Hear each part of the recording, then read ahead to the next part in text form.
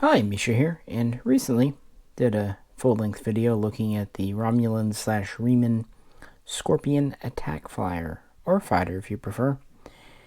And the reason I was so excited, this is the final Romulan ship we'll get from the old Eagle Moss. They had built a few hundred or a couple of thousand at the factory in China before they went out of business, and these have been sold off via master replica. And at this point, we don't know if we're ever going to get more or if this is just kind of clearance.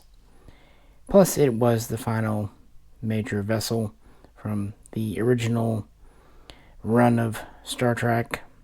We'll just call that 66 through 2005. So with that, we're going to look at not only Eagle Moss's entire fleet, but essentially the entire fleet up through really the Picard series. And so far to date, the only Romulan ships we're missing are those seen in Strange New Worlds, which I think there's only one or two. So, oh well. Now these are a mix of the standard Starship collection size, so the 3 to 5 inch scale, and the large or medium size, whatever you want to call it, which is typically in the 6 inch to 8 inch scale. These would never be in proportion like 1/72 scale or anything, because the smallest ship here in universe is about 7 meters, and the largest is over 1,300. So yeah, they are die-cast miniatures models. Eagle Moss started their collection way back in 2013, and now we're in 2023, and it's kind of sad that they weren't able to see their decade anniversary. But we can enjoy it. We've done a Romulan fleet look in the past, but it's been a long time. So what we're going to do, we're going to go more or less chronologically, talking about in-universe, and then the second half of the video, we're going to return to the real world, talk about the behind-the-scenes creations of these studio models, kind of my opinions on them, and of course discuss the pros and cons to the Eagle Moss models themselves. So if you're interested more in the Star Trek in-universe, that'll be the first part. And if you're interested in the more real-world ramblings from me, there's the second part. Or if you're not interested at all because you're not a nerd and you've got better things to do, I get it. Thanks for at least staying this long. Before you leave, please like, share, subscribe. It helps. I do these for fun. But if you want to nerd out with me, yeah, let's dive in and go back to the 22nd century, way back then. And we're going to cover over 250 years of the Romulan Star Empire. Earth humans first encountered the Romulans in the early... By necessity, we'll have to examine the Star Empire's fleet from an Earth point of view. And the first encounters with Romulan scouts, Romulan vessels, on the outskirts of known space happened in the early 2150s. Of course, this would soon lead to the Earth Romulan Star Empire War a few short years later. And, of course, the Romulans themselves had been spacefaring for the better part of 2,000 years. And going back to the split with Sarek and Vulcan, they would travel through deep space for years, even decades, until discovering twin habitable planets across the galaxy, becoming Romulus and Remus, although Remus itself had inhabitants of a sort. their technological advancement would be somewhat slowed because of having to establish a new civilization, new society, new technical level. So even though the Vulcans were clearly ahead of Earth, the Romulans were just getting into space again over the last couple of 100 years. So in some ways more advanced than Earth technology, in other ways not. And we'll see this with the 22nd century ships here. And we begin with the smaller one. Classed as a scout warbird, attack strike vessel, often referred to as the Marauder. Officially, the Romulan name would have been Telos class. And it did a job well, much like a small submarine. About 35 meters long, it had cramped interiors, limited crew, and was designed for infiltration, quick hit missions, and was actually capable of relatively high warp for that era, about warp 5.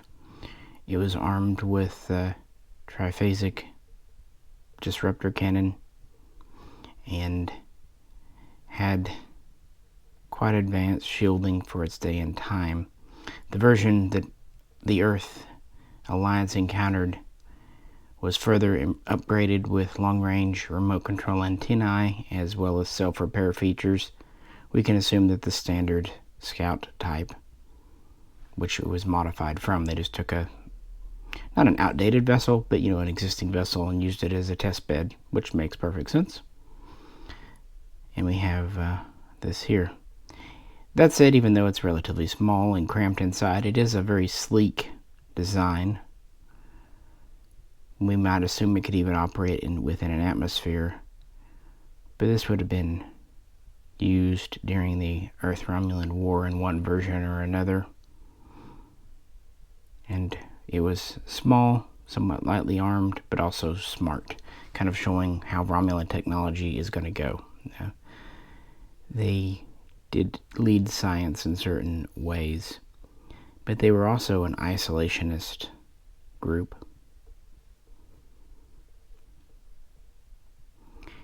And our next step up is a more conventional, traditional Romulan design. From the beginning, birds, prey, predator was part of the whole motif of the Romulans, going back to the split with Vulcan, and this was patterned after it. Known as a bird of prey or a warbird, this is classed as a medium to light cruiser and is significantly larger than the Scout at about 130 meters, with a larger crew. Still quite cramped interior, though, because, larger interior, but more folks on board. It is capable of warp. We don't know exactly how fast. It does not have a cloak. We can just assume that the view screen on the old NX classes, since it was digitally fed using sensors, was simply spoofed. So we can say this had advanced stealth technology, sensor jamming technology, which would make it appear out of nowhere. We'll go with that, won't we? These had more powerful pulse disruptors, but while they have an ordnance launcher in front, it often relies on more traditional nuclear weapons, missiles. We know this because that's what was used during the Earth-Romulan War, and this would have been pretty much the most common cruiser, large enough to be flexible and to deliver, but also small enough for mass production and still requiring a relatively light crew. And it's worth pointing out that these initially started out without the bird of prey on the underside. Once war was declared, they would revisit their past traditions and start painting birds on the underside, further increasing the motif. So there we have it. It's not a stretch to assume that other larger cruisers, even battle cruisers and battleships, also existed at this time, the 22nd century, but they weren't operating on the outskirts of the empire. You had the marauder scout types doing research experiment missions, strike missions within enemy territory, because if they're lost, and further in, protecting the borders. This is a great border patrol ship, relatively fast.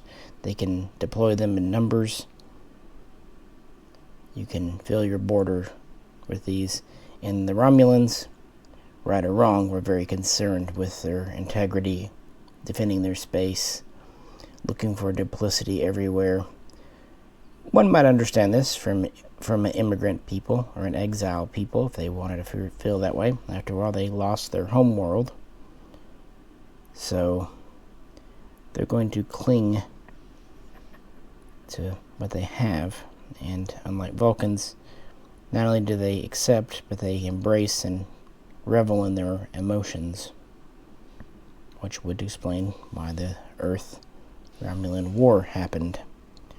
Generally speaking, there would be a truce. One might say the Earth won, but it wasn't an outright defeat or victory for either side.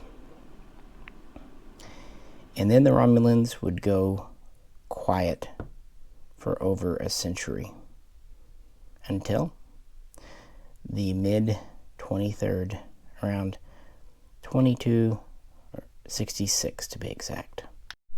The main result of the Earth-Romulan War was the establishment of the neutral zone.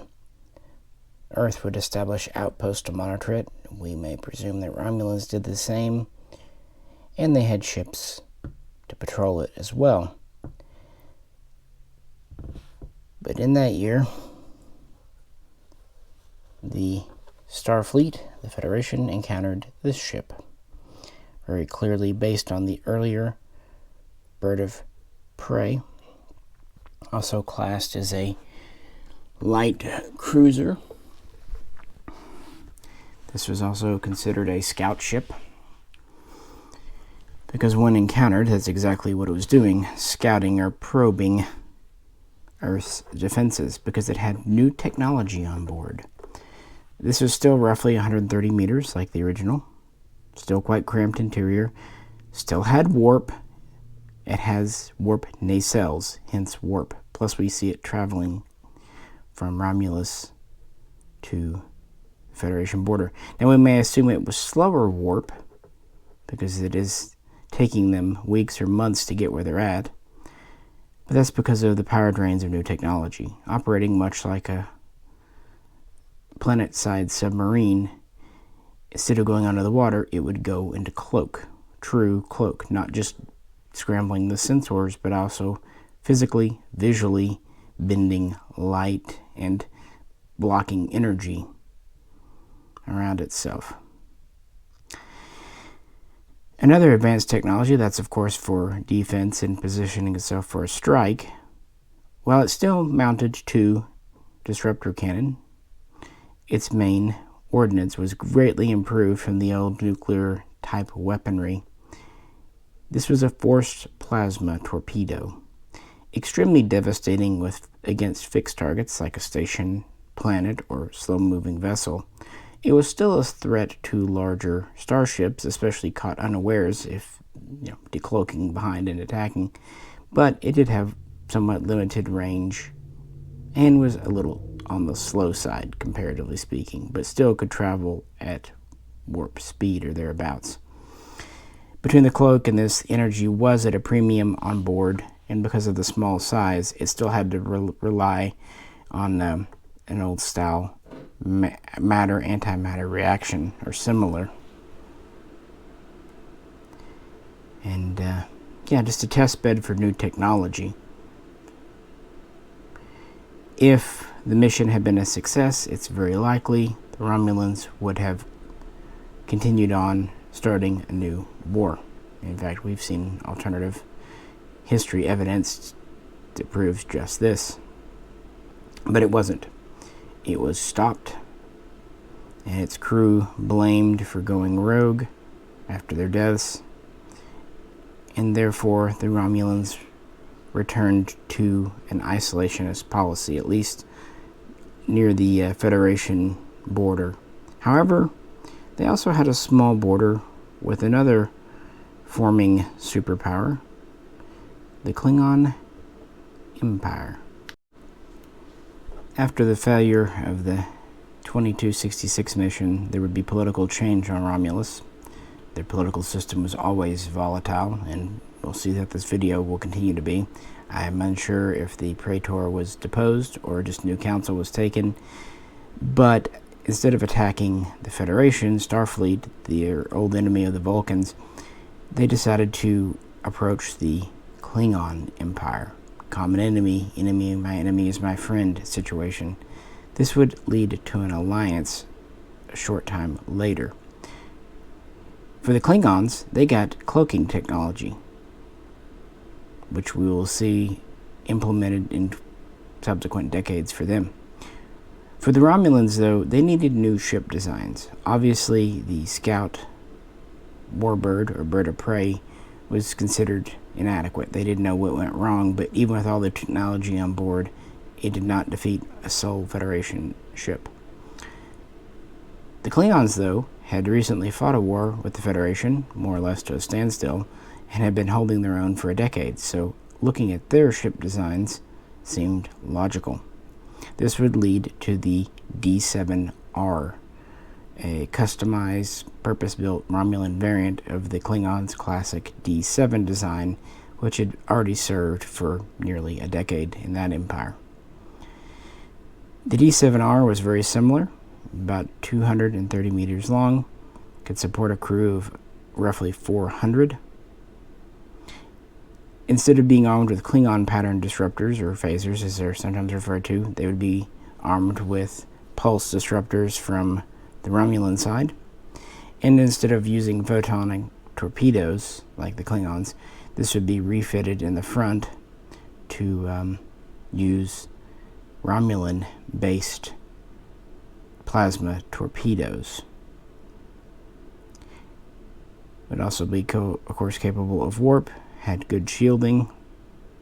This would be the first kind of larger scale Romulan ship we would see, a true warbird or battle cruiser. These would seem to be in limited production or use, though, because it was a foreign design, but they could learn from the technology. I'm actually uncertain if Romulus itself built these from scratch using plans, or if they were built in the Klingon Empire for the Romulans, or a combination of the two, using Klingon supplied parts. They would do that. Unfortunately, the two races soon discovered that they had diametrically opposed ways of doing things and views, and so this brief alliance would not only dissolve within a few years, it would actually lead to a long-standing enmity between the Romulans and the Klingons.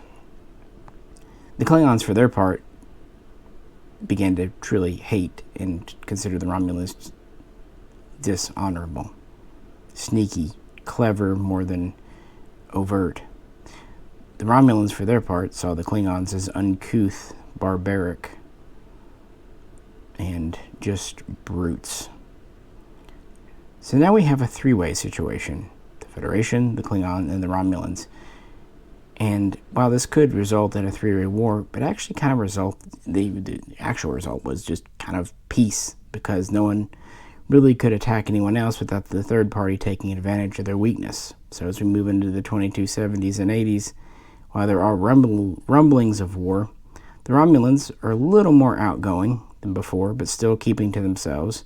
The Klingons rattle their sabers, but not much happens.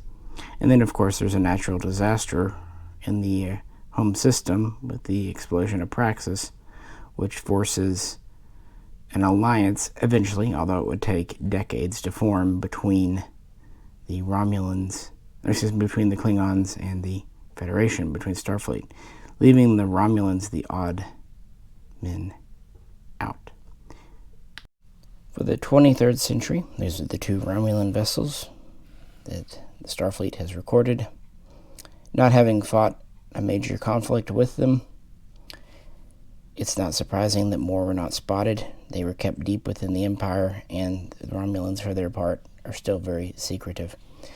The first one was an Romulan aggression, and then 2 years later, the Federation returned the favor by going into their territory, encountering their D7Rs. So tit for tat. This one had an earlier generation, first generation cloak. The D7s are seen with a second generation improved cloak, because the first generation was known to give sensor echoes. But we do see birds of prey armed with the second generation cloak as well, so we can assume that it could be fitted to either one. In fact, apparently it can also be fitted to a Constitution class starship. Then again, the Klingon bird of prey cloak could be fitted to a Titan class, so hey, whatever. That's what we see for them.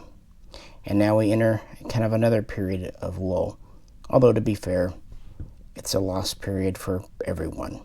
We're talking the point from the very end of the 23rd century through the mid-24th. This is the only Star Empire vessel we know for sure that was being fielded during this period, although based on evidence there was also an A-type Warbird, presumably a larger cruiser, evolved from the D7R. Some intelligence sources have speculated that it was a combination of Romulan and Klingon technology. We do know that it was deployed against the Klingons in multiple raids over time.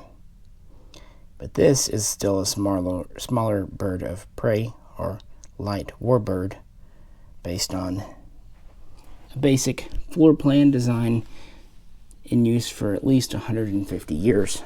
So still roughly 130 meters, still armed with plasma torpedoes, disruptor cannon, warp system, multiple decks, but still quite cramped in the interior.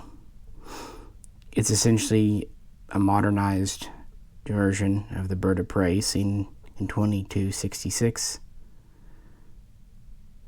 that would have been fielded around the year 2300 Earth, as best we can tell. And they seem to be mass-produced because they're still operational at the end of the 24th century, at least in certain hands, still flyable. So they do seem robust and well-built, which makes sense. This is a mature technology. Nothing revolutionary, just evolution generations ahead of what had already happened before. So tried and tested tech, light cruiser, light warbird, scout craft, patrol craft, whatever you would like to call it. But certainly uniquely Romulan. Now, while the Romulans would attack the Klingons at least a few times over the decades, the Federation, Starfleet, really heard extremely little from them. Of course, they had their own things going on. The war with the Cardassians, affirming peace with the Klingons. Can't say that the Romulans were forgotten about. The neutral zone was still there. But many did speculate what they were up to. That is until the year 2364, when the Romulan Star Empire decided to once again re-emerge onto the galactic stage.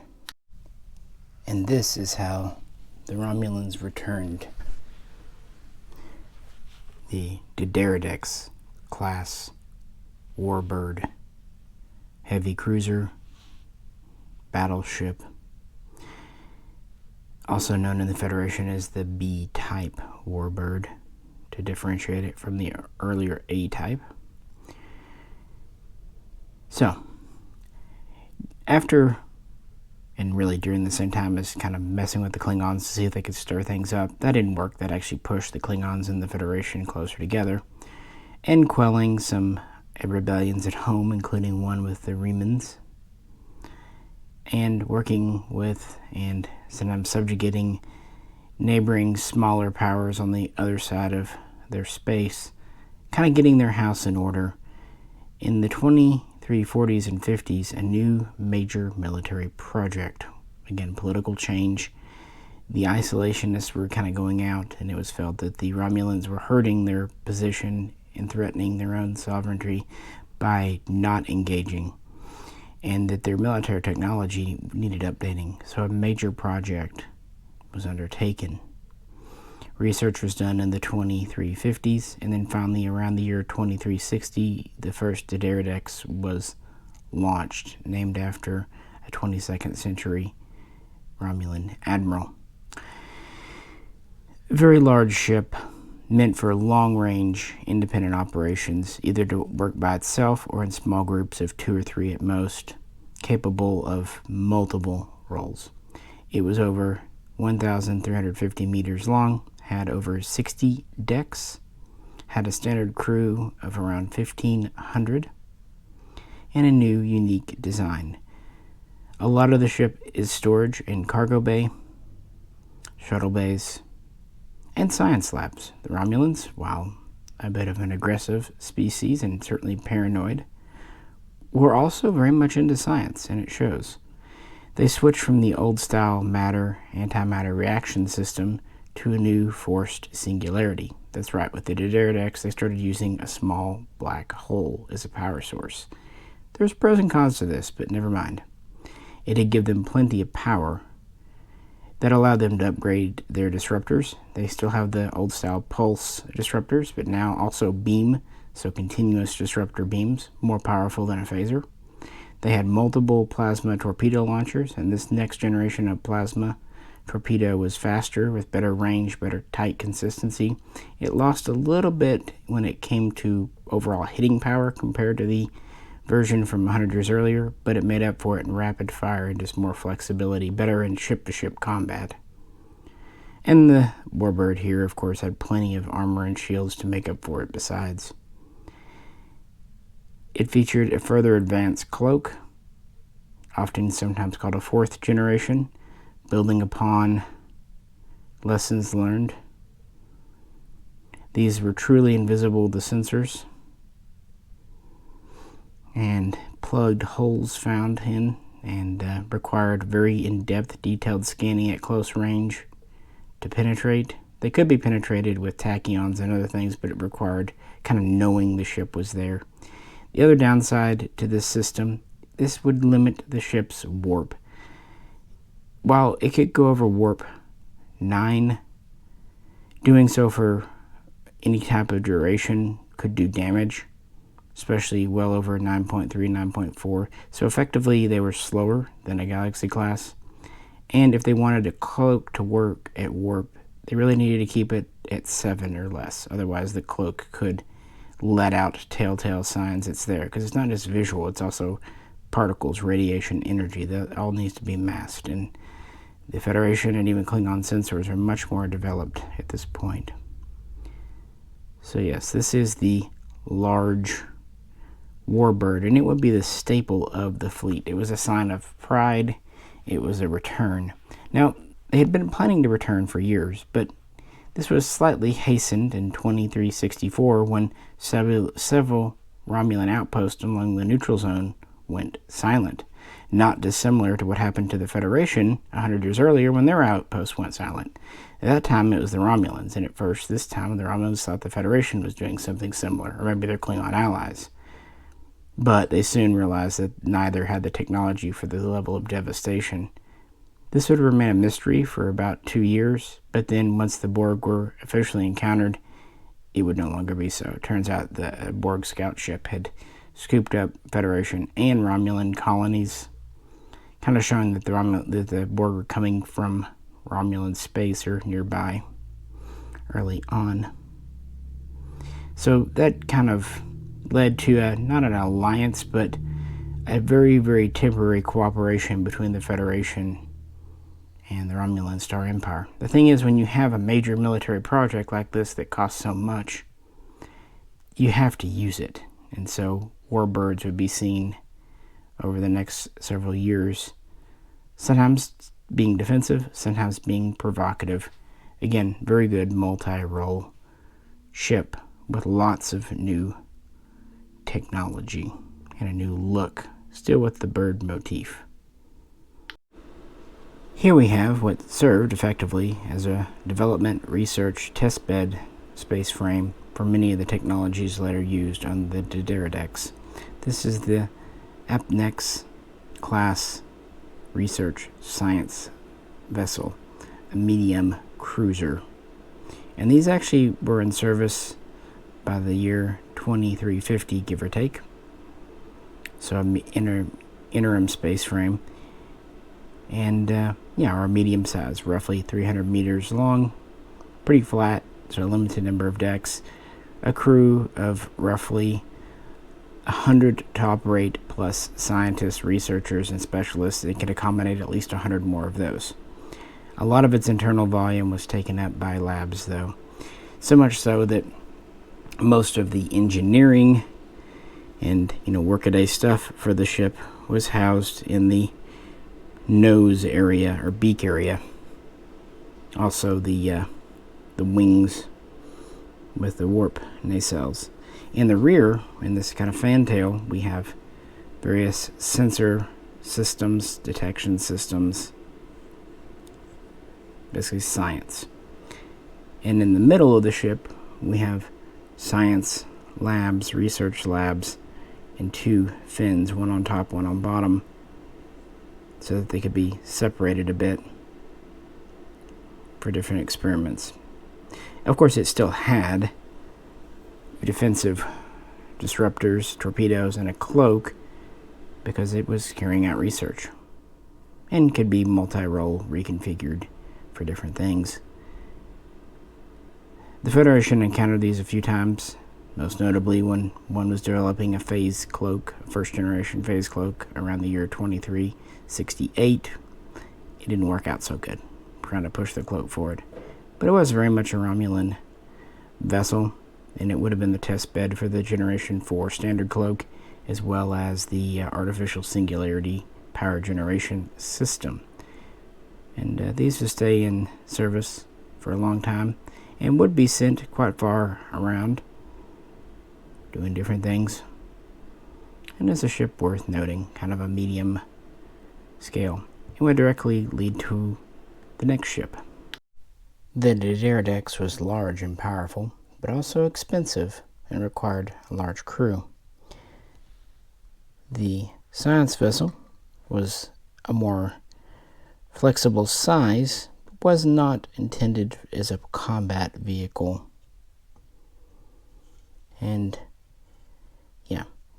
it was a specialist. That left a gap in the fleet. And actually, kind of starting here, at least with the technology, we would end up with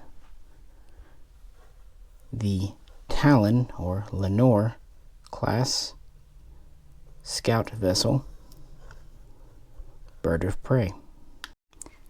Built with some of the same design aesthetic and design technology as the science vessel, this was first introduced around 2362 to complement the Warbird. When a mission was either too dangerous or not worth it to send a full ship, maybe they weren't available, this was meant to be something that could be mass-produced, sent out, still could operate on its own capably, and get the mission done. Or it could serve as a scout vessel, transport vessel, VIP, even a troop transport or strike aircraft, or spacecraft I should say. Still a multi-role, but far more cost-effective. The Pterodactyls would really show the flag and impress alien species, but this was more for just operating around. Overall length is roughly 90 to 100 meters. We have just 2 decks, so there's space in there.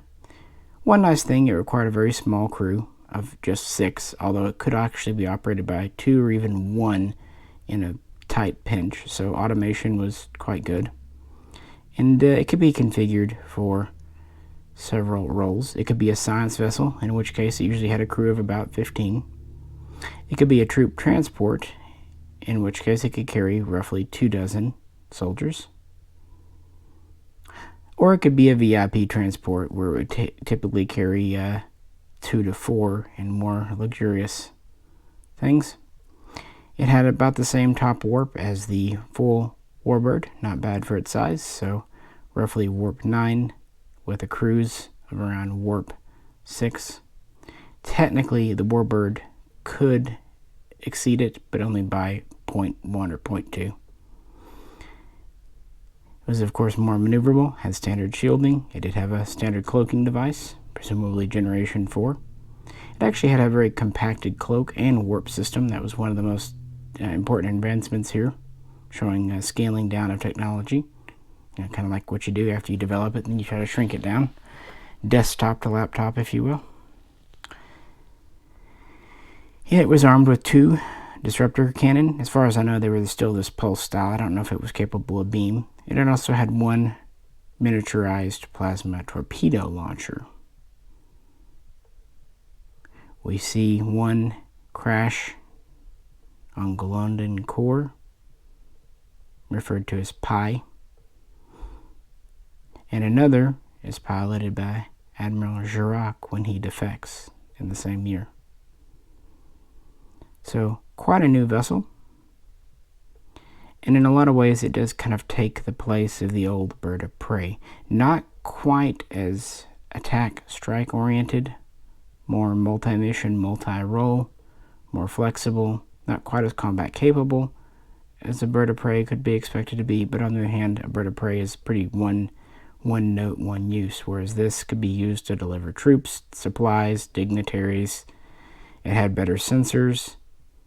It had current warp and cloak technology all around, a good complement to the Warbird. In fact, the Warbird was large enough that at least 2 of these could be docked with it. I'm not sure if they were internal bay or maybe externally in the cavity. Either way, though, some of these could actually be deployed onto a Warbird, but it would have to be a full size because it up to 100 meters long. Very few ships could actually accept these. So what that actually leads us into our next and final pre-war design. And our smallest Romulan vessel to date, kind of harkening back to the early Scout Marauder type. Remember, that was around 30-35 meters. This is even smaller, at about 24-25 meters. Often called the Romulan long-range shuttle. This is the Kestrel class. And yes, it could be used as a long-range shuttle, VIP transport.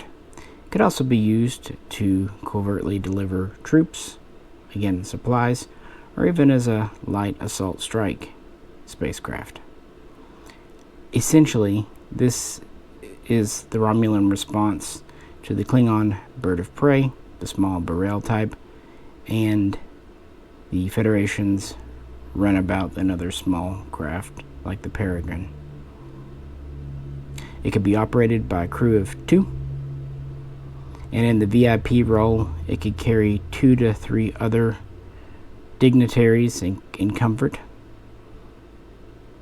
or at least 24 troops in less comfort, especially if they're Remans. So Reman shock troops could be crammed in. 24-25 meters, we have space. It was capable of high warp. Actually used a further compacted version of the warp drive seen in the Talon, and technically was faster than a Federation runabout. At least it could hold higher warp longer, making it from Romulus into Federation space and back in good time. The compacted cloaking system was as effective as any other 4th generation series. One would presume this did not use an artificial singularity, probably having to revert back to matter-antimatter reaction because of its small size, but I could be wrong. Primary offensive capability came from 6 small disruptor cannon and 2 small torpedo launchers, kind of drawing upon the small version used in the Talon, further compacting them and getting 2. And it was more maneuverable, smaller target. It was a very capable vessel for what it was. And this was a much newer design, roughly introduced around 2370, again, kind of after the Federation runabout was a known thing.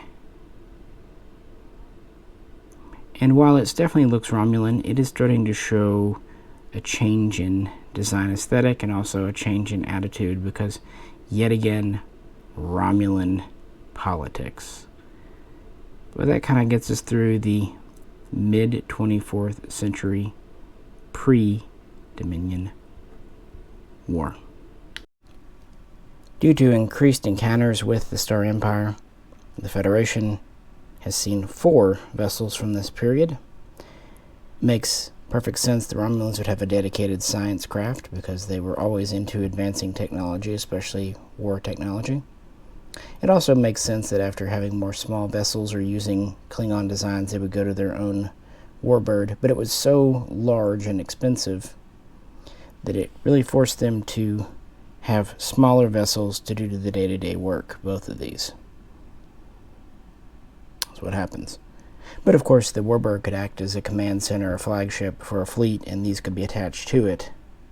And again, we may assume that older birds of prey or medium cruisers operated more with inside the Empire. Keep in mind, the Federation's only encountering what's at the border or what's sent out into fleets, so they're going to send their best for the most part, or at least the ships meant for long range, either of these.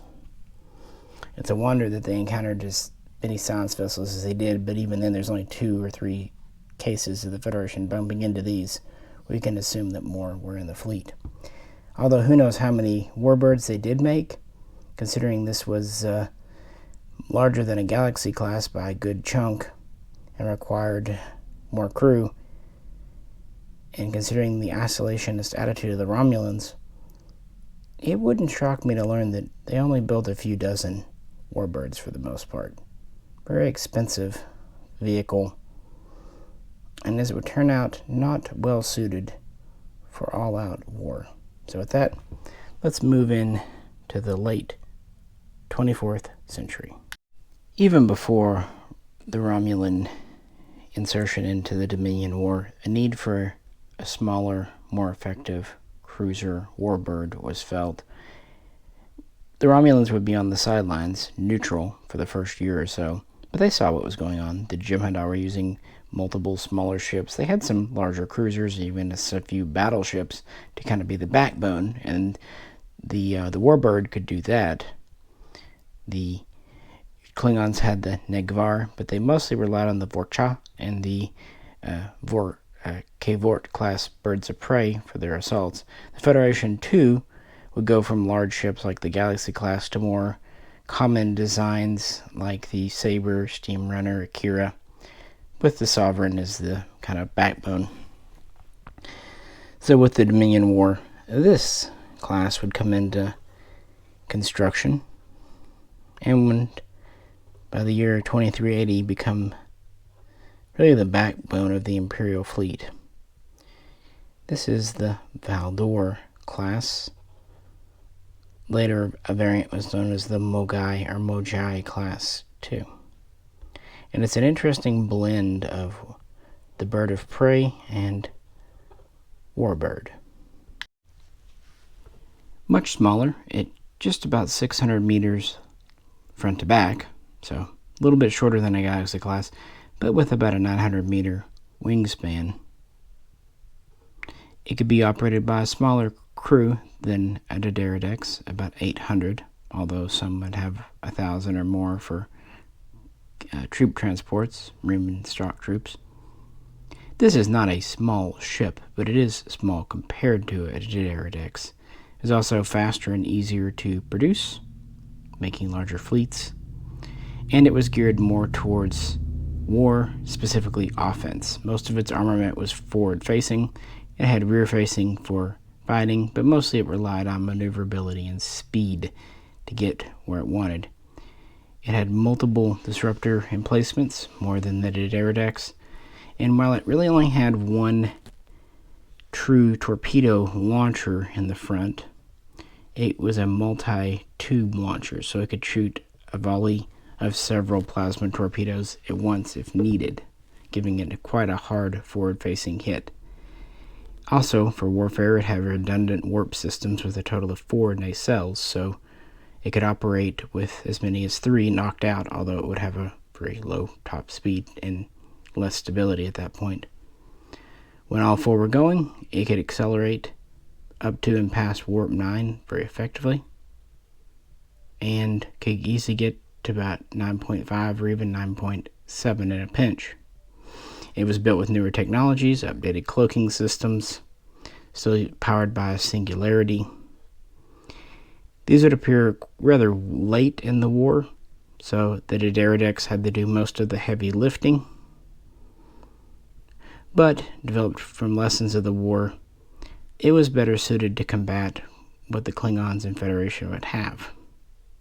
And the Romulans would come out of the Dominion War better than most. They fought for less time, and the war was not on their home territory for the most part, whereas the Klingons and Federation, it's on their doorstep. So that kind of put them in a good position. And so that allowed them to not retire, but kind of move the Warbirds back and use as flagships in the Valdor types, by the way, named after another 22nd century admiral. Really was the mainstay of the fleet into the 2380s. And things were looking up for the Romulan Star Empire. In fact, it could have been their opportunity to become one of 2 superpowers in the Alpha Quadrant, or even the main superpower. The Federation was beat up pretty bad, but had good resources. The Klingons, however, due to political mismanagement and many losses during the war, were not really in a position to do much for a while. And of course, the Cardassians were shattered. It could have been the time for Romulus. But, well, political change yet again would occur in 2379. For the war, they scaled down the Warbird to the Valdor type to fight the smaller Dominion Jem'Hadar vessels. But then the Jem'Hadar, during the war, introduced the battleship, a large carrier-capable version. So in response, the Romulan Empire began development of a new generation of large Warbird classed as a dreadnought. This was just out of the development phase. The hull had just been laid down when the war ended somewhat early, after only a year for the Romulans, and so it was very much incomplete. And because of politics, instead of destroying it or whatnot, it was essentially kept on Remus and just kind of there to figure out what they wanted to do with it. This often happens with warships under construction when a war ends. And much to the Empire's dismay, it would reappear in 2379 as the Scimitar, and would lead to a military coup and change over. But before we talk about the Scimitar type and its post-war role, let's bring out the Scorpion fighter or attack flyer, because this was used during the Dominion War. But it was used more by the Remans than the Romulans, because the Remans from Remus were used as shock troops, essentially cannon fodder. This is our kind of first peek into internal Empire politics and, frankly, racism. They were not really valued. Their connection to the Romulans genetically is unknown. There seems to be some, but they also seem to have some natives. I don't know if they were genetically engineered from a different species or they were an offshoot. It doesn't seem like there'd be enough time for genetic divergence without artificial assistance. But either way, they flew these. These are capable little fighters. They were meant to swarm Jem'Hadar attack ships themselves, quite small. But this is tiny, at about 7 meters, with a crew of 2. You have a pilot, co-pilot / gunner. You have a rapid-fire disruptor cannon in a turret. It's capable of high impulse and very good maneuverability. It does have shielding. It does have hull armor. It was designed to operate either from a carrier or from a base. It did not have faster than light capability. It was still powered by an old-fashioned matter-antimatter reaction system, essentially taken from the long-range shuttle. And would be the Romulan/Reman primary small attack craft or attack shuttle for decades, and could be easily mass-produced and losses not felt in combat. There would be alternative versions. Some would have an underslung micro-torpedo launcher. Others would have a compact cloaking device installed. In fact, later, a compact warp system would even be installed on a variant known as the Scorpion Elite. So, this is often primarily identified with the Remans and kind of shows their treatment during that war, which they've been treated rather poorly for a century, but their bearing of the majority of losses really kind of took things to a boiling point and would directly lead to the Scimitar and the military coup. The Romulans did their best to stay out of the Dominion War, but once they were forced into it, that allowed the Hawks, the military, to really gain control. And the Praetor had to pretty much bow to their own desires, hence the creation of the Scimitar. With peace, though, that opportunity I mentioned a minute back was seen. Klingons are quite crippled, the Federation is distracted and also injured, and they're going to be helping the Cardassians rebuild. What a perfect time for the Romulans to expand. And this was only further encouraged by the Borg and Sona and others picking at the edges of the Federation. The military wanted this, but some politicians did not, and there was a big back and forth. Thus, some of the military that were discontent with the way things were managed combined with some of the discontent on Remus, forming a pact. The Remans, with military under-the-table assistance, would finish out the Scimitar, fitting her out with 40 of those Scorpion fighters that the Remans had, plus several shuttles and other things. And the military would provide support in clandestine ways by, being away when they could have been, a bit of a military civil war, frankly, but they allowed for this to happen. So and they would cover up the fitting out of the ship and testing. This would lead immediately to the assassination of a bulk of the Romulan government and the installation of Sinjin as Praetor, killing the O1. Now, while he was human, he was Reman in all but genetics, and this would be a pretty effective coup, and the Scimitar would serve as the flagship of it. Now, at first this might seem like an uber-duber ship, but it's really not, dimensionally speaking. Front to back, it's about 900 meters, with a wingspan of about 1,350 meters. So actually its wingspan is as wide as Adairdex was long, and front to back, it's about as long as Valdor is wide with its wingspan. So it's large and has quite a bit of internal volume in the center. The wing sections are actually used for power storage and even part of the warp system, plus thrusters. This did have quite high warp, about 9.7, good for its size. It was actually quite maneuverable at sublight speed as well. It was meant to be a battleship. 52 disruptor banks, 27 torpedo banks. Primary, secondary shielding, hull armor, and it did use a singularity for a power source, but it also used a Theleron power source to provide a more efficient cloak and even enhancements to the weapons systems. Now, Theleron radiation was considered forbidden by most treaties, so it would be quite controversial. And it had, like I said, multiple attack flyers, shuttles, ample storage bay, and it could carry troops. It had a crew of roughly 3,000, so about double that of a Diderodex. However, many of those were soldiers. So without the soldiers on board, the crew would drop down to around 1,200, even less with advancements in automation.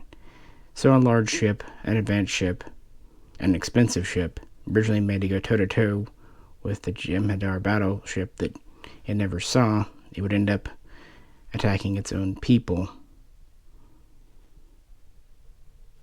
and be a kind of a return to the large-scale vessel for the Romulan fleet. While the Scimitar herself, the flagship, would be destroyed, more of these would be built in small numbers over the next decades, typically used by high-ranking military officials, politicians. Is more a sign of wealth, a command ship, a flagship.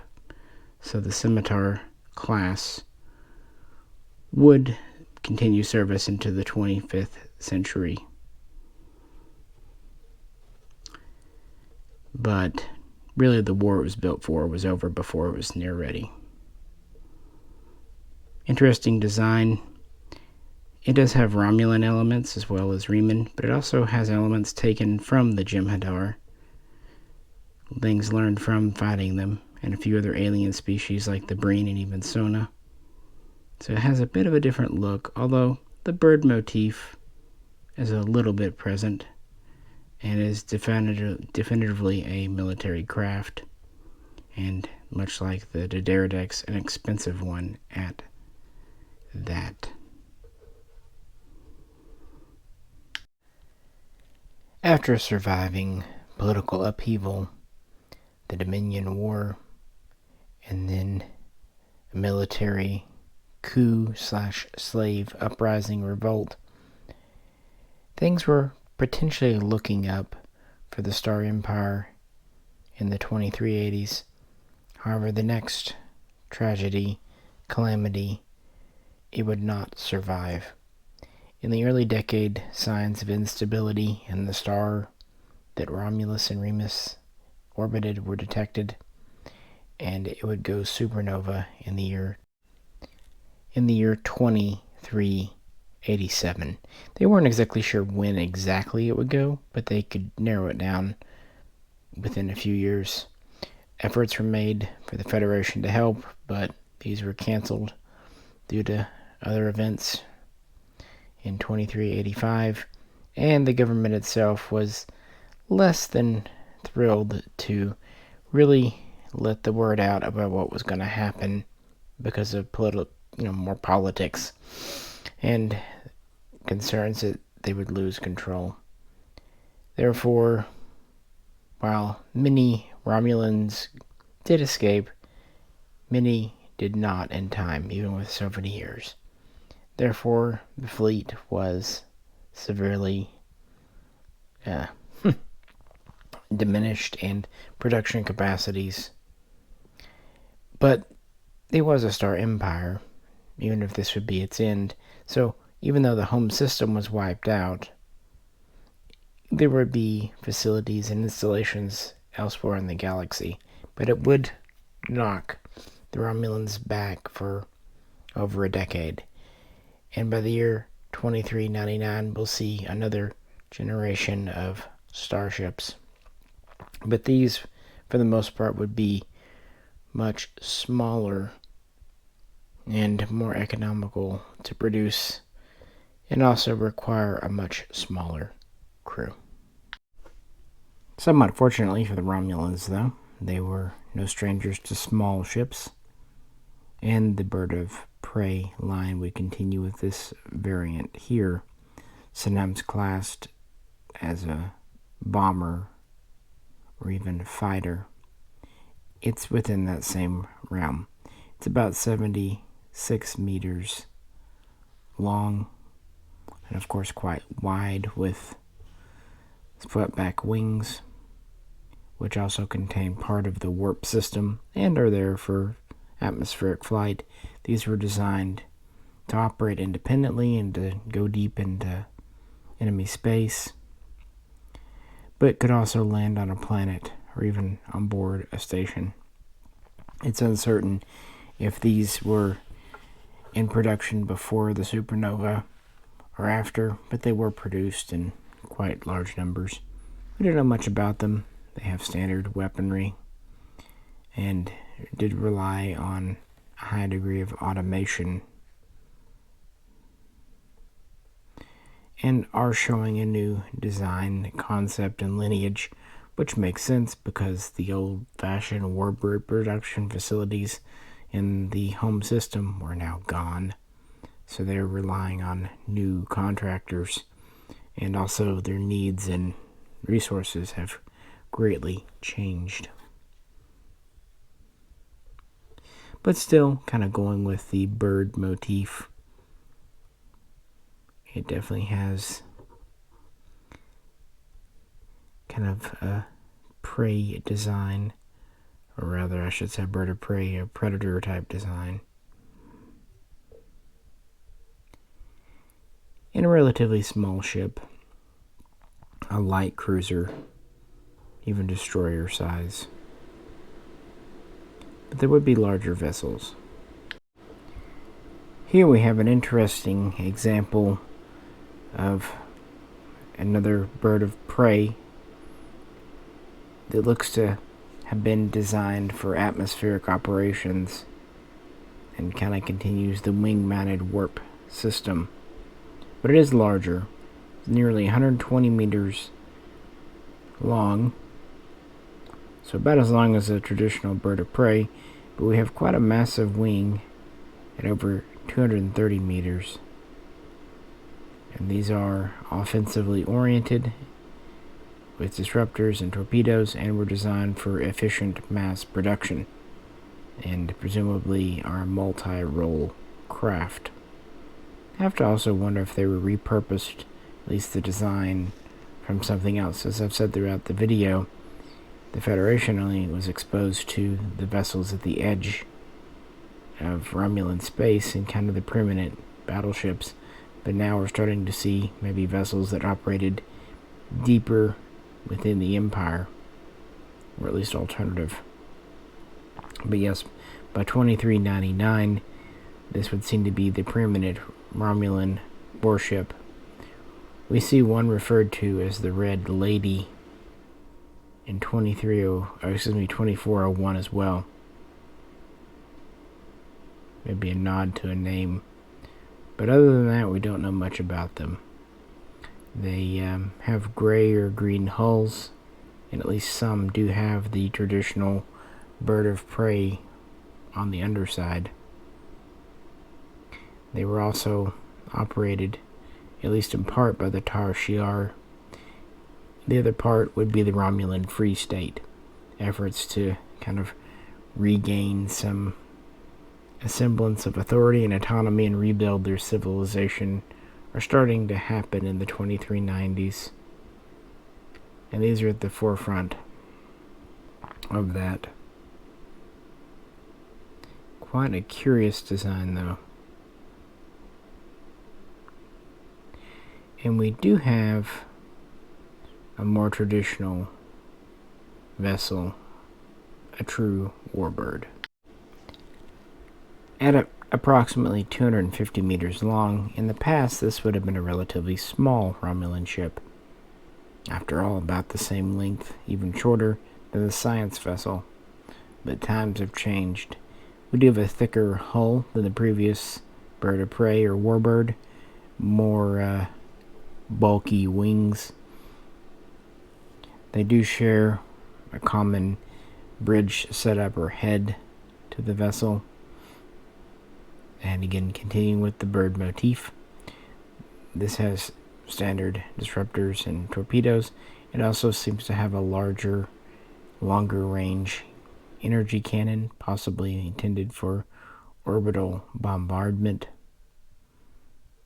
And this, unlike the previous two, doesn't seem like it necessarily could operate in an atmosphere. Perhaps it could. The other two definitely could.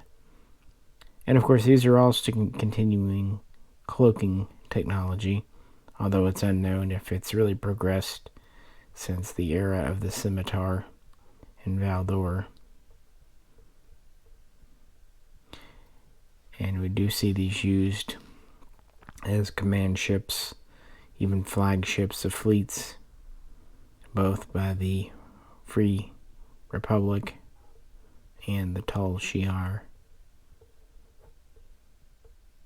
And as usual, we don't know if this was a pre-supernova design or something made afterwards, but it is one of the newer vessels in the fleet. And speaking of, recalling small vessels like the long-range shuttle and the Scorpion attack flyer, we do see a new small member of the class. This is the Snakehead class attack fighter or scout fighter, and it's a little larger than the Scorpion at about 8.5 meters. It has a standard crew of 1, but presumably could hold a couple more.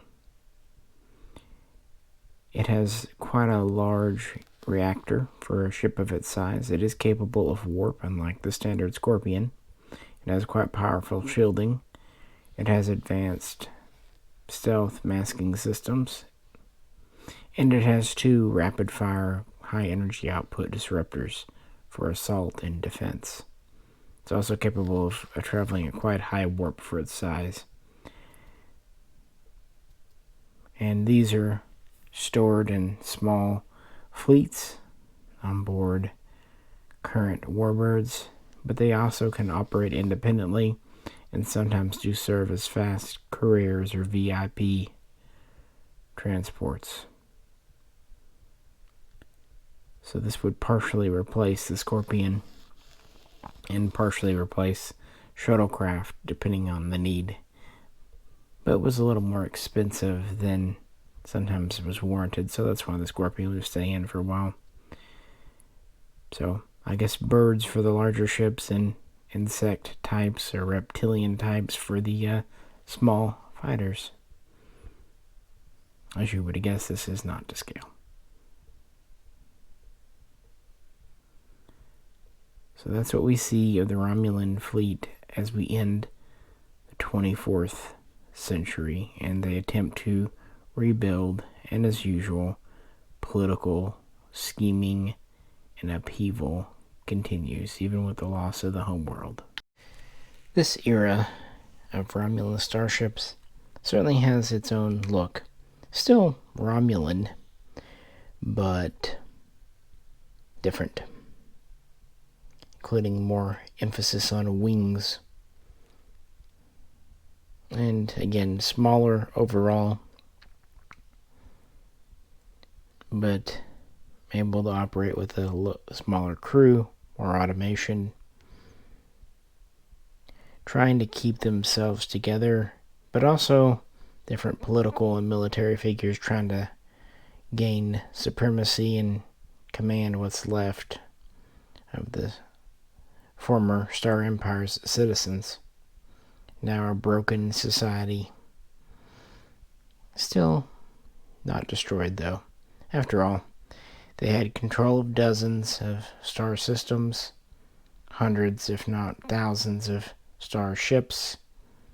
And again, they came out of the Dominion War, generally speaking, in a better position than the other races of the Alpha and Beta Quadrants. So, while having their home system destroyed was tragic, they had years to prepare somewhat and evacuate ships and materiel, and it shows.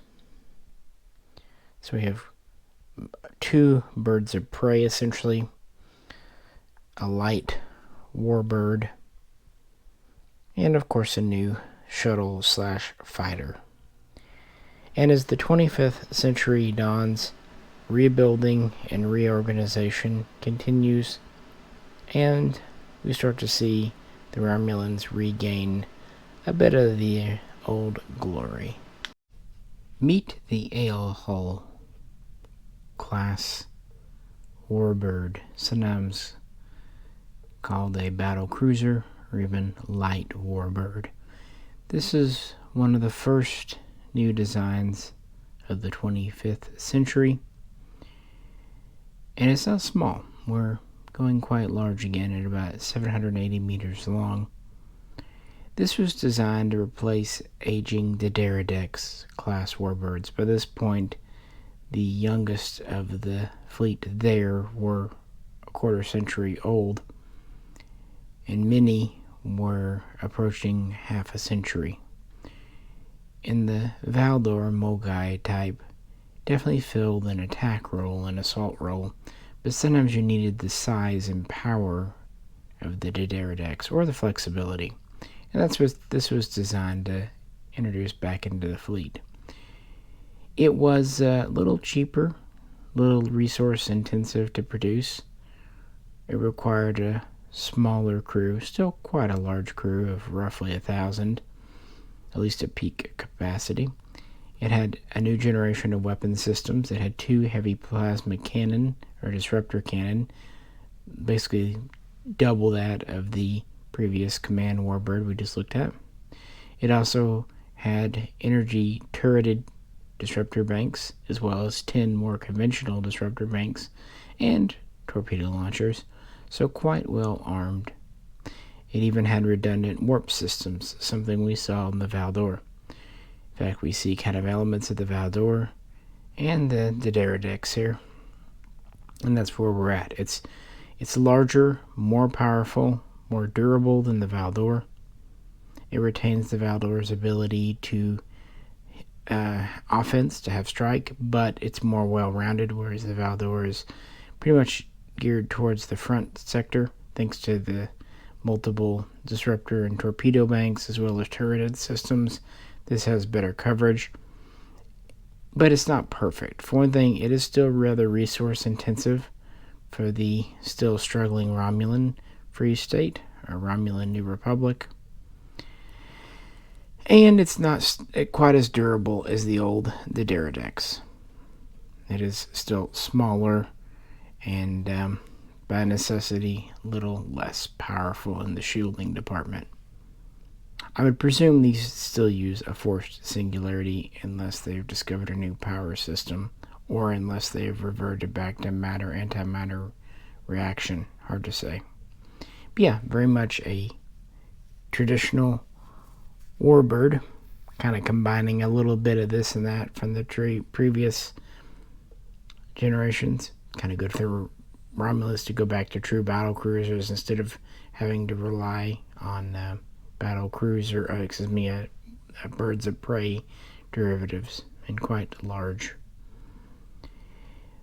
But not as large as the most modern member of the fleet. The Vastom class warbird. This is also classed as a tactical or heavy battle cruiser. This is a full-size ship returned to form at 980 meters long, so 200 meters more than the previous. And the previous warbird would still function. This was designed more as a fleet control, a flagship vessel, a command vessel. To that end, it had very advanced communications and coordination systems, as well as advanced electronic warfare. It also served as a carrier, able to field 36 Scorpion or Snakehead fighters, as well as up to a dozen long-range shuttles. So effectively, this was the replacement for the Scimitar. As I said earlier, the Scimitar was kept in limited production for certain members, but it was a bit extravagant, a bit expensive. This was a more refined design out of the New Romulus shipyards, meant for production. Now, they would never make fleets of hundreds of these, more like a dozen to spread as sector command posts or mobile battle posts for war. It has the newest generation of weapons, disruptors, torpedoes, enhanced shielding. It's also capable of warp 9.9, quite large for a ship of its, quite fast for a ship of its size, and about 0.2 warp faster than the old Scimitar. That might not seem like much, but keep in mind how warp scales factor. So that's multiples of the speed of light years more. And it's a more capable vessel with all the automation and technologies learned during kind of the small generation of the 2390s. And these were fielded around 2409 for the first time, so about a decade after the last command ship. And so these two would really allow the old Zuderidex, even some of the Valdora types, the Mulgai, to retire. And it really meant that they didn't have to rely on scimitars, which was a little ostentatious and grandiose even from the beginning, and they knew it. So this is the newest, most modern member of the Romulan fleet, and their efforts to try to reform their shattered empire post supernova. While still a young generation, this Romulan ship design shows them regaining confidence and ability to design more complicated, massive starships, which is what we've seen before with them. After all, the early ships were birds of prey, then they expanded to full-size warbirds, contracting again for the Dominion War, and then, of course, the tragedy of the supernova and the loss of hundreds of millions, if not even billions, of lives. Keep in mind that Romulus and Remus probably weren't as densely populated as some other home systems because the Romulans were immigrants, and so had only had 1,500 years to populate, and still many spread out amongst their other colonies. So it could have been worse if, for example, Andoria or Vulcan or Earth were destroyed, because civilizations had existed there for hundreds of thousands of years. The loss of lives would have been much higher. So yeah, this is the final generation of the 25th century, which means we've really spread it out over time. Speaking of, let's spread these out and talk about them more from a real-world perspective. Alright, now that we've gotten through the in-universe part, so we're going to talk more real-world. I'm curious, though, which era do you like? Although, to be fair, the 22nd and 23rd century, we don't have a lot to go on. But the 24th, we get more. It's kind of interesting that there were more new designs in Nemesis, the one single film, or in Picard, than we got throughout all of TNG and Deep Space Nine. I'm a little surprised that the only ship we got from Deep Space Nine was the shuttle. Otherwise, we just see Warbirds. You'd think they would even use some of the scout ships, but I don't believe so. It's understandable that Voyager wouldn't really feature it, although the Romulan science ship is kind of in Voyager if you think about it. And the Warbird makes an appearance. Anywho, I've kind of arranged these loosely in class or category or use. On the bottom we have small shuttles and fighters. Here we have Birds of Prey, the iconic Romulan ship. Yes, I do consider these birds of prey. In the middle is kind of a catch-all. This is the medium size or science support craft. And then up top are the largest ships, at least for their day and time. The cruisers, the Warbirds, the command ships. In the case of the Scimitar, the Dreadnought. Again, very loosely discussing. So with that, let's begin with the little ones. We'll begin with the little ones. Why not?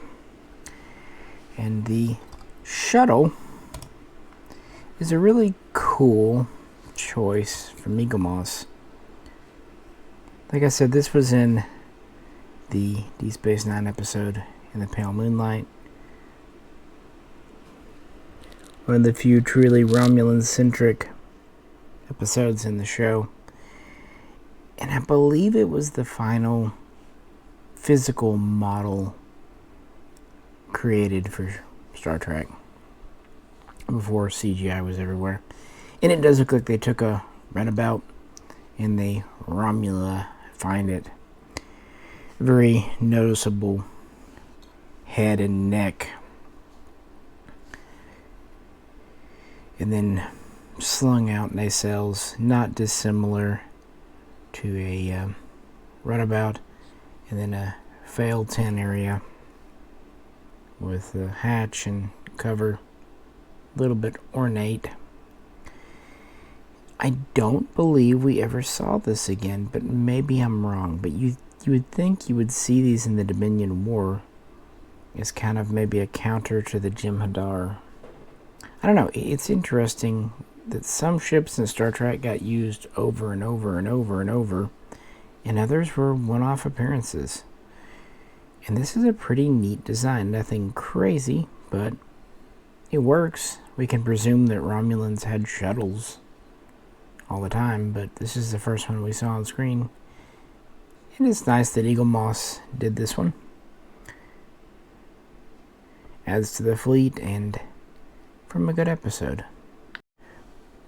I've recently done a full video on the Scorpion, so I'm not going to say much about it. I was pleasantly surprised that it has the see-through plastic cockpit instead of just black, and also that it's pretty much all metal except for the turret. But whereas the shuttle is a shuttle, this is a dedicated fighter. Actually quite a good size too, and quite heavy. Both this and the shuttle are well made from Eagle Moss.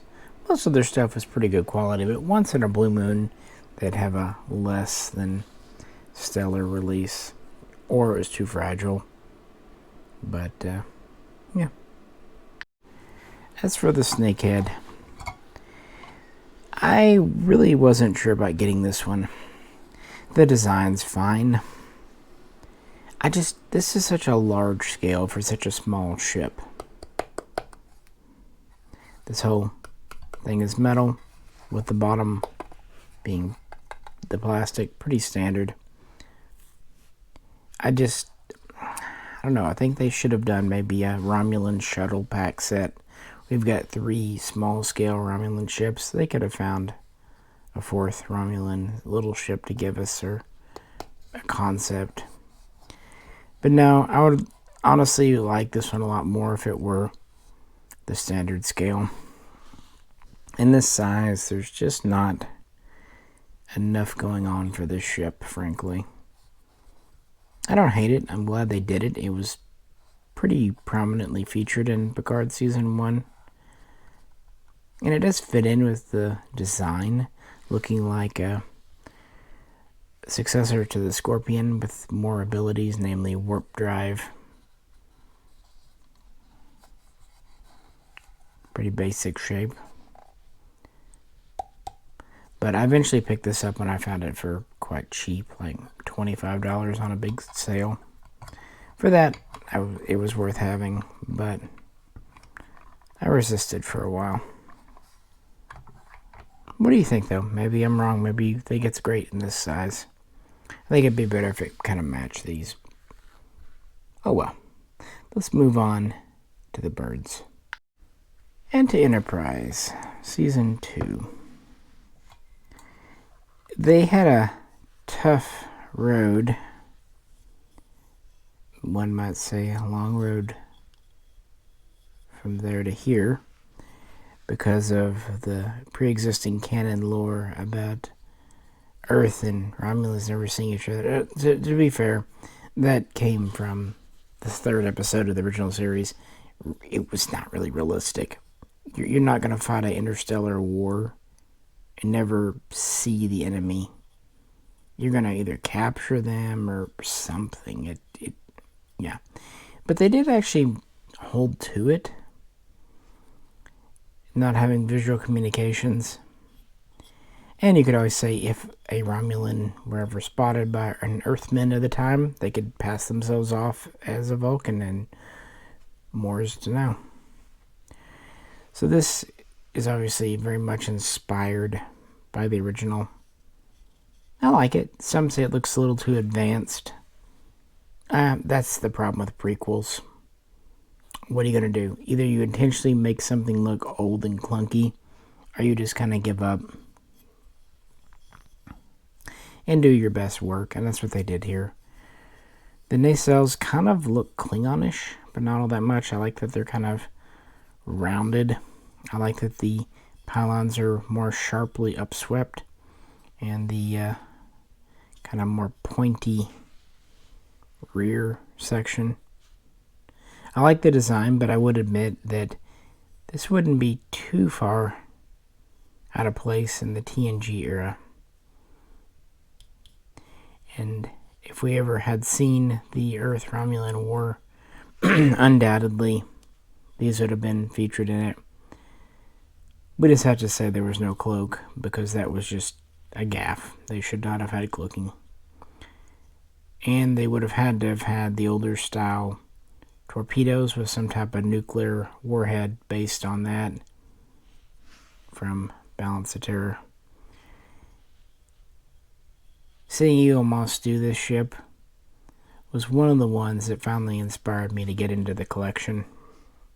I'd kind of toyed with it for a while, thinking it was neat, but when they started doing, not secondary ships, but, just less common ones, because the first dozen or even 20 ships in the line were ones that we've had before. I mean, I understand they had to do them, like the Warbird, but when they started doing ships from Enterprise more, that kind of got me hooked. And as far as we know, this was kind of the larger ship of the Romulan fleet. And of course, directly inspired by the TOS bird of prey, the original bird of prey, long before the Klingons ever had it. This was the first major alien ship we had seen in Star Trek, at least one that wasn't just like a blob of light. It was originally in 2 episodes of the original series, and then with TOS remastered, this was also added to the Enterprise incident. They also updated the hull plating a bit, because the original had none of this patterning. It was just pretty well smooth with a few portholes. But it was made for viewing on 1960s TVs, so you can forgive them for not doing a lot of detail. There's a few stories about why this wasn't used more in the original series, but despite those, it was never really used beyond that. There are, of course, also those claims that it didn't have warp drive, based on a line that Scotty said. It's not true. Anyone who knows the distance in space, so not J.J. Abrams, knows that without warp, you're not even going to get out of your own star system. So, yeah. Plus, these are clearly warp nacelles. And this kind of sets the stage for what a bird of prey is. It's a submarine in space. Stealthy, which is why this has cloak, and heavy hitting with torpedoes, striking other vessels, usually larger vessels. Kind of singular purpose we see inside this. Also, recently in Strange New Worlds as well. It's very submarine-like, very cramped. Although I think in Strange New Worlds it was a little less cramped than in TOS. Relatively small crew. We don't know exactly how many. It's not a tiny ship. I mean, 130 meters. Roughly 400 feet. Yeah. It's not tiny. And a lot of it would be livable space because of the main hull. But it doesn't look to have a lot of decks. I've always really liked this design. Although interestingly, it was meant to kind of harken towards stolen Federation technology. And then ironically, it would be kind of lifted by the Klingons for Star Trek 3. And speaking of Star Trek 3, the updated, or upgraded, or rebuilt Bird of Prey. First seen in Picard, later it's appeared in Lower Decks and Strange New Worlds. This is just a modernized version with more detail, more hull plating and patterning, including on the underside, still keeping the bird motif. And actually one area that it has a lot more going on is the rear, both on the nacelle pylons and the engines. And this fin's a little different. You could just say that it's a visually updated version, but I like to think of it, and most do, as kind of a later update of the design, analogous to the refit Enterprise Constitution class. So something flying in the late 23rd and early 24th century. I mean, these are still operable and at least somewhat effective against civilian ships in the late 24th and early 25th centuries. So they can't be too old. And even those who didn't really care for Picard usually have to say this was nice to see it and see it done right. A true homage. Especially after Season 1 Discovery Klingons. And it fits right in to lineage, giving us something in between. Because we have so few of those. I think these are disruptors. They look like disruptors here. In Picard, we're just shooting disruptors, not the plasma torpedo. Then there's not the bulge there, so I don't know if this did not have the torpedo. Or if it just persist.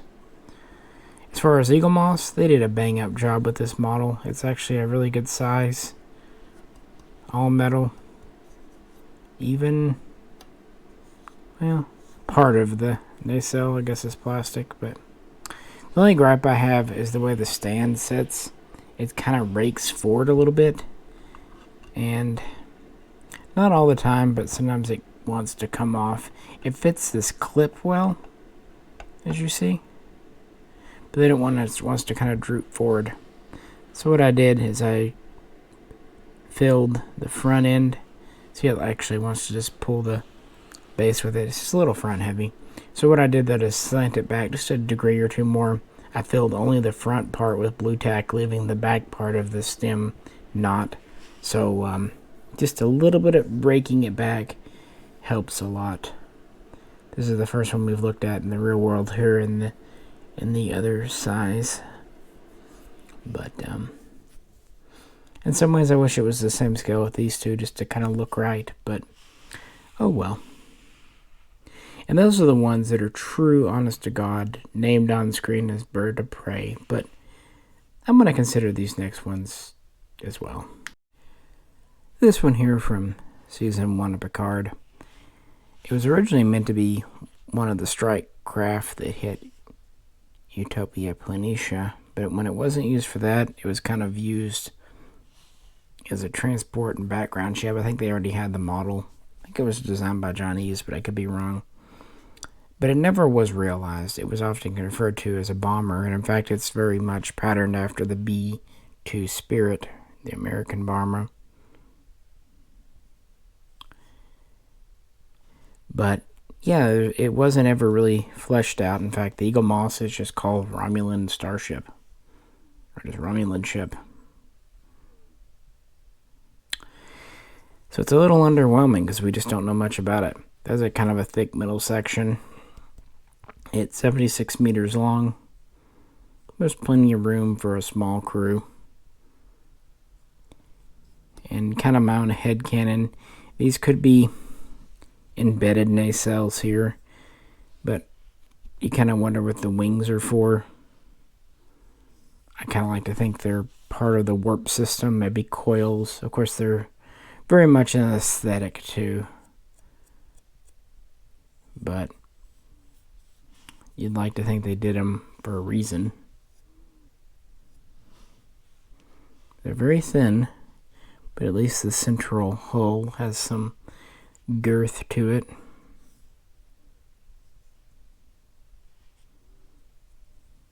I like it.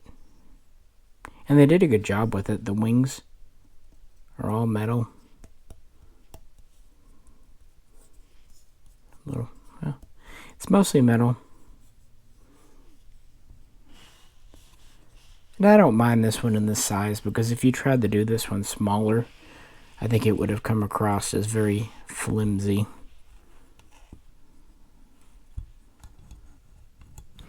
And when Picard started giving us more Romulan ships, I wasn't going to complain because we've had so few over the years. And then we come to this one. This is about twice as large as the previous, but I'm still going to consider it a bird of prey because it's about the same size as the original ones, at least front to back. Wingspan wise, much more. These are some gnarly wings. Interesting thing, it really does have a airplane look to it. Wings, we have a tail section, even tail fins. We even have front canards there. Canards. Yeah. And the back, kind of it basically looks like wings with a gondola hanging below them. Yeah, the gondola would be quite long, but still, there's room for a crew in here at this scale, this size, but not a lot. There's a lot of reasons why I'd like to ask. Why is this so wingy? Is it an artistic thing? Did they have any purposes? They obviously mass-produced these because we see over 200 in the fleet going to kill the synths.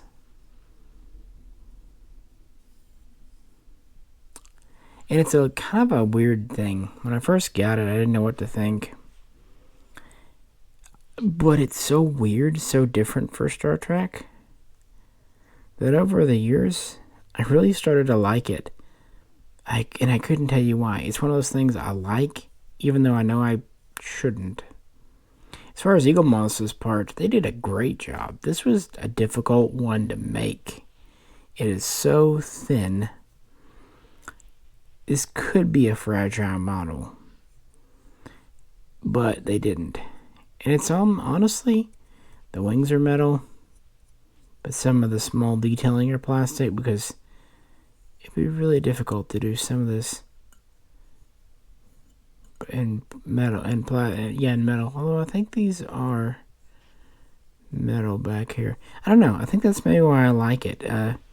From an artistic standpoint, Eagle Moss really did a bang up job here, and maybe not a whole lot to work with.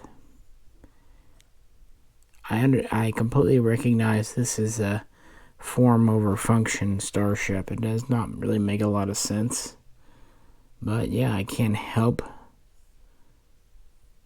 but like it.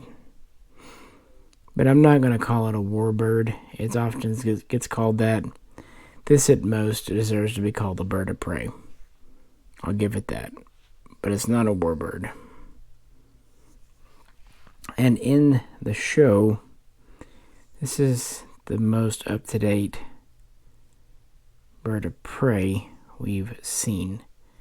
And it would make sense, especially after the destruction of the star, that they would really revert to this design that they've been using for 200 years. The bird of prey, I mean. Yeah, can't help it. I do like it. But with that, let's move on to some larger vessels, some more multi-role. Again, these the birds of prey are the more submarines. Let's move on to the destroyers and cruisers. Moving to the next row over. Helps if I plug in the sound, though. Well, that could have been fun. Could have just recorded the next 20 minutes without the mic plugged in. Luckily, my arm happened to feel the jack, and, yeah. Anyway, you get it raw here. I put this ship, the so-called drone, or modified Warbird, in here because it really doesn't fit anything else. It's small, but it's actually, one of the only 2 ships we get from Enterprise. And, well, it's the smaller one compared to the large bird of prey. I'm sure most of you know it's a repurposed ship from Voyager. It was called the Flea. It was a space hulk. It wasn't a primary ship from one of the big races, background ship. So I understand, generally speaking, why they used it. And they did modify the CGI a bit. They added the communications antennae. They made it more greenish, gave it different lighting. I do think it's a little unusual that they did this for a major race like the Romulans. I could understand them doing an Enterprise for a secondary, one-off. But not only was it a ship from a major race, if it had been a background ship, okay, I would have got that too. But it was the focal point, or at least 2 of these were, of the arc in Season 4. That said, Season 4 had a very tight budget. I have a feeling this was kind of a budget thing. Maybe originally they were going to use a standard Warbird, but they thought that was too identifiable. Maybe they went with this to make it not readily identifiable as being Romulan, at least in the get-go. Whatever. It's a ship. It's weird for being Romulan, but we can say this is from an older design lineage if we like. Rather than having a bird aesthetic, it has more of a bug look to me. But since we have the snakehead and the scorpion, we know that they don't only use birds. As far as the eagle moss, this is actually kind of neat. It's very plastic on the outside because of everything going on. But it does have a metal core, so it's heavier than you might think. Even though most of the exposed surface is plastic, this is metal, kind of the underbit. The stand is really neat. I like how it fits in here. It fits very well. You just need to be kind of getting it seated how it wants to go. There's a little notch, a little area. And when it's in there right, it doesn't fully slant back. When it's in there right, though, it fits very well. I have never knocked it off. It's neat. I'm glad they did it. It's from a cool episode of Enterprise. But, yeah, it doesn't really fit the lineage because in the real world, they were reusing and modifying an existing ship. And speaking of reuse, we'll do these together, the Scout and the Science ship. I find it interesting that neither one really reappeared, since these were physical studio models. The Scout was the second Romulan ship we got out of TNG. And while it was only in the episode for a few minutes, we did see it up close. And it's nice to have another ship. I've often thought it resembles more of a flattened, squared off bird of prey. But we don't see it used as a bird of prey. We do see it used as a scout ship. And we hear the other one, Pi, the one that crashed on Golundin Core, as a scout. So that's why I put it in this section. And it is relatively large for what it is. I could have seen them repurposing these as fighters in the Dominion War, but I guess they probably didn't have a CGI model of it, and it just wasn't worth it, since the Romulans were kind of secondary to the Klingons, who were secondary to the humans. But I like it. But I don't love it. But Eagle Moss had to do it, and they did a good job. It's actually lighter than you'd think. This is metal. The bottom, plastic. We do have kind of greenish inserts for the nacelles, warp grills, chiller grills, whatever. And then in season 5, it was refit to be the science vessel, and actually flipped upside down. You can tell them easily upside down from right side up by these spines, these fins. On the Scout, the long one's on top, and on the science ship, the short one is on top. Which is good, because on the science ship, unlike with the Scout, the head is more ambiguous. So they gave it a new headpiece, they gave it this rear tail piece, and that's really to convey it being a larger size ship. So this is good reuse. It's using a model that wasn't seen an awful lot, but it's still uniquely Romulan, and by changing the front and the rear and flipping it over, they do make it look different enough. It'll work. This is still the era of practical models, and so the Eagle Moss pretty much applies here. Ironically, because of the flipping over, now the metal's is the bottom and the plastic's on the top. The rear section is plastic. It's kind of lighter, but it's a good size. Because these are so flat, they allow them to be a little thicker. You can definitely tell they're from practical models versus CGI. Just look at that drone ship, very much a CGI model, and it has more going on. These are simplified because not only were they were practical made on a TV budget. So, yeah. Too bad we didn't see more of them, but they've been in beta canon and video games quite a bit. And finally, for this row, we have the flagship of the Tal Shiar fleet from the last bit of Picard Season 1. Sometimes referred to as O's ship. This probably could have been in the large scale section, and it was the largest ship we saw of the 3 in Picard. But I wanted to put it in the medium because I think in other times it would have been at the 250 meter length. Basically the same class as the science ship there as far as length. I would imagine this would have been a support Warbird, secondary cruiser, medium cruiser before the explosion of the star. Kind of making up headcanon there, but it works. I do like the design. It took me forever to kind of figure out which direction it's going. I think I got it right finally. What tipped me off was the head piece here, since it's the same as the kind of Picard era bird of prey, as I like to think of it, Warbird. That little slopiness.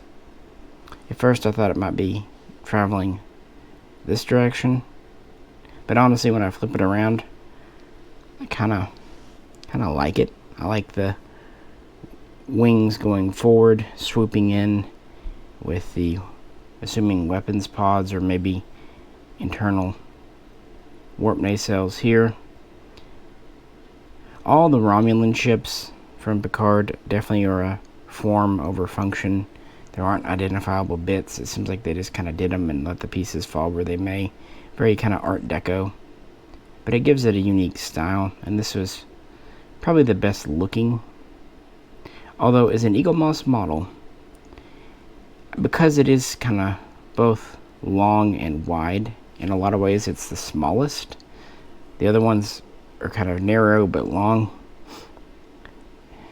On the other hand, it's pretty chunky. This whole thing is metal, except for just a little bit in the center. But yeah, even though it's a little bit small and thin, it's one of the heaviest ones. I like it. If you only were to get one out of the Picard fleet and you wanted it to kind of mesh well with the other Romulan ships, this one looks the most appropriate. If you think about it, it kind of looks like a Warbird cut in half. Just, top or bottom section with a headpiece put on. So yeah. And speaking of Warbirds, let's move up there. The first larger scale Romulan ship we see is in TOS, and it's actually the Klingon ship. So this is the D7 from Eagle Moss. They of course did a Katinga, which is a different type. What's funny is in the original TOS, it was just a straight reuse of the Klingon ship, so no changes, no new markings, no new things, but that's okay. It's just, it was identified as kind of alien ship. Why not? Of course, over the years, over the decades, even over the half century, us fans have made all kinds of things that have become more or less canon. But yeah, this was the first big one. I've said it before in other videos, and I'll say it here again.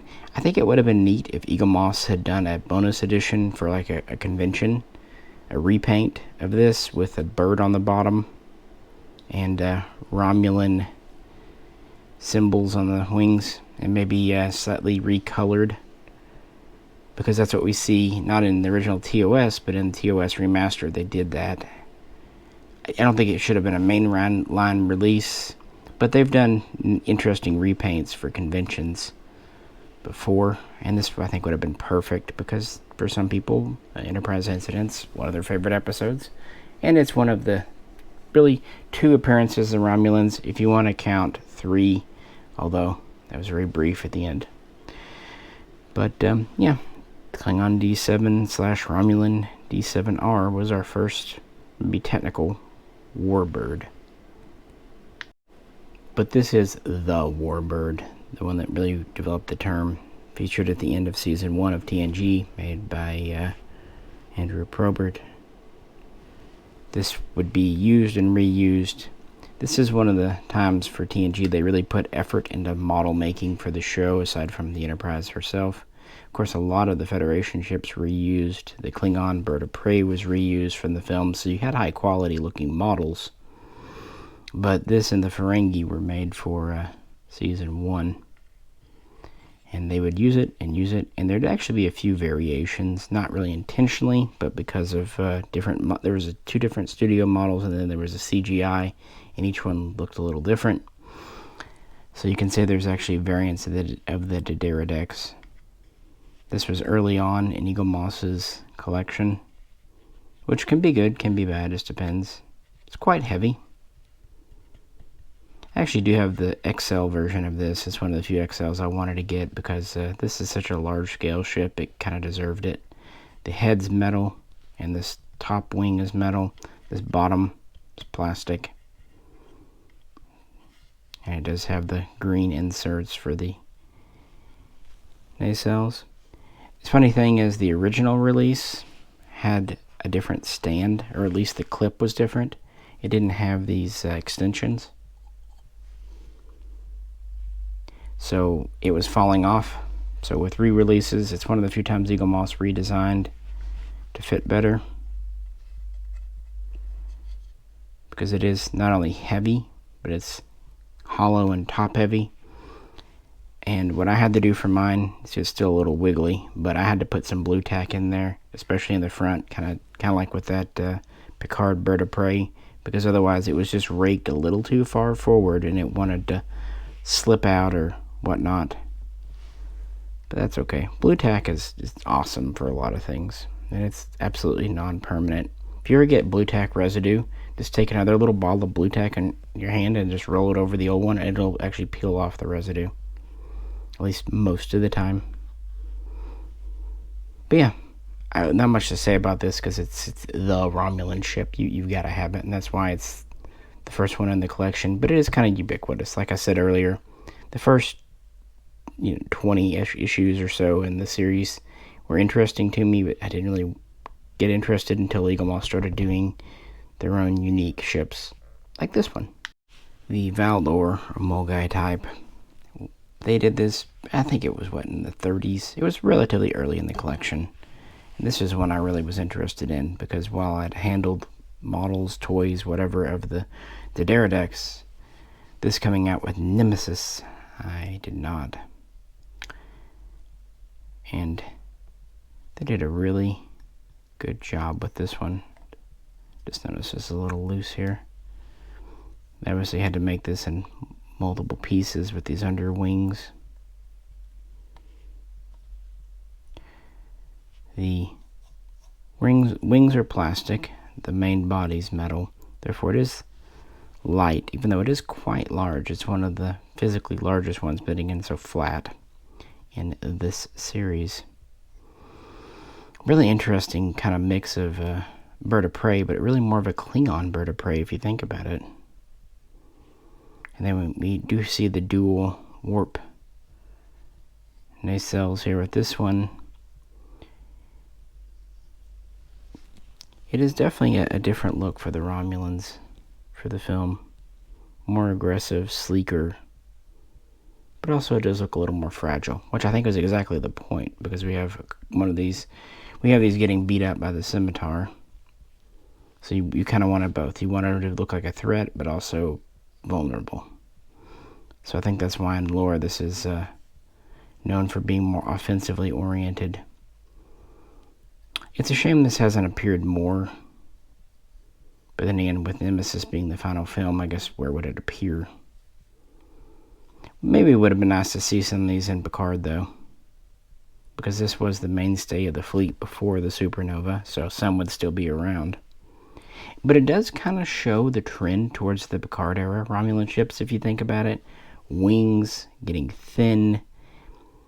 Yeah, I can see kind of a progression there, because it does resemble the ones we've already looked at to some extent. But no, I think this is one of Eagle Moss's best works, and I bet it wasn't an easy one to make a model of because of being pure CGI. As I said, you can always tell the CGI-based ones because of smaller details, more delicate features, because it wasn't ever built where it had to be made in the real world. I mean, gravity and all that have to be a real concern when you do that. But yeah, it clips onto the stand. Well, I've never had mine fall off, which is good because I wouldn't want this one to tumble. This is one of the few that may not stand to fall. Luckily, if one of these does fall, since they are made from pieces and they're usually pegged in, you can usually glue them back together. They'll usually pop apart before they break, usually, but not always. Yeah, the Valdor, one of my favorites. And now we come to the scimitar, or as we used to jokingly call it, the scimitar. This was the first Romulan ship, or Reman ship, whatever you'd like to call it, to be a special. It's kind of what they started doing at Eagle Moss after a bit. A lot of the movie film ships from it would be in the special line, like the Sona, V'ger. Some of them deserve it. Some of them I think would have been better as standard. And then they do a few that probably should have been specials that weren't, like the Jem'Hadar battleship. But I guess they thought that was too much of a stretch to get people to pay for it. I don't really know. Anyway, they did this and I was pretty excited because I had no idea what the scimitar looked like, and it's fine. I don't love it. I don't hate it. I'm glad to have it, though. Kind of like with the Valdor, it's lighter than you expect because of all the stuff, all the CGI. Got these big wings. It would have been nice if they were metal, kind of like the Picard Romulan ships, but they're not. They're plastic. I guess to make them thin, because yeah, you couldn't make them this thin and be metal. They'd be easily bent like tinfoil. The central body, though, is metal, so yeah. It seems like in the film this is a huge, massive ship, and it's large, but when you consider the D'Deridex, it's really not that big. Its wingspan is about like a D'Deridex overall length, and 900-ish meters front to back is large, but it's only about 50% longer than a Galaxy class. So, no, it's not really as ridiculously huge in universe as you might think. I think just the film it's in. To me, personally, the Thalaron device, the Doomsday device, the super weapon, was kind of what pushed it over. I wouldn't mind if they'd said they were using Thalaron for the cloak. Just make it regular guns. We pointed out it had over 50 disruptors, nearly 30 torpedoes. Just make it a big shooter. But Doomsday weapons are kind of a staple of Hollywood. Even Khan had Genesis, so what are you gonna do? But I think that was kind of the downfall of the scimitar more than anything else. What do you think? And now we come to the first entry from Star Trek Online, STO, STO. I almost didn't get into this collection. I really did because the main one had ended, I was bored. And not long after I got into it, they announced its end, but they did 20 issues, so not a tiny number. Most were Federation.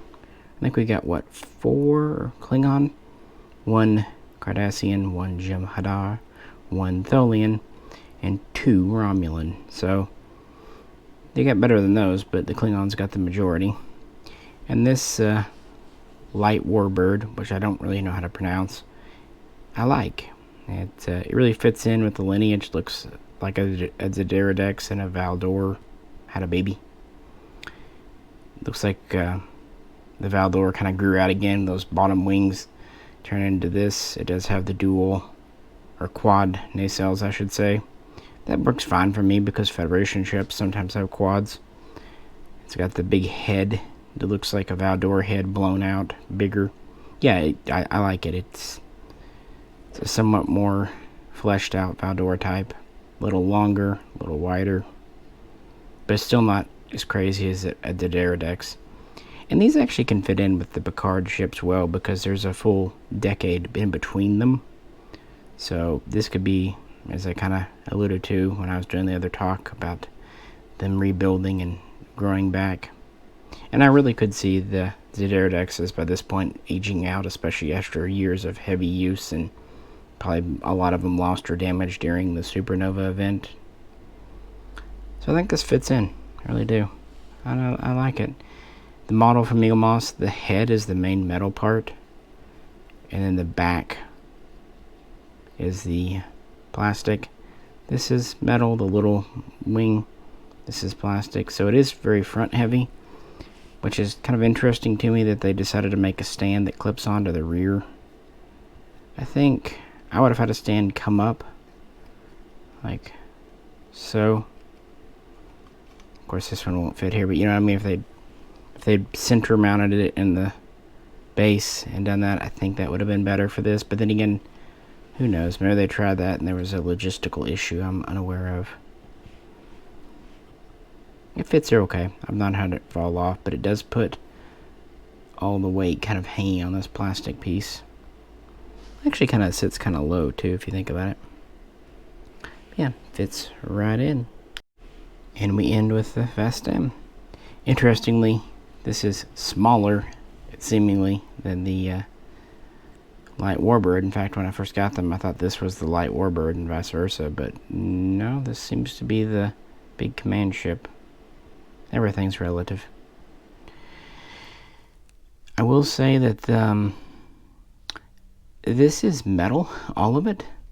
Wings, warp nacelles, main part. There's only a few little bits that are plastic, so it's actually heavier, and I overall like it more. It again kind of fits in with the Picard fleet, being more wing than anything else, with very flat squash nacelles.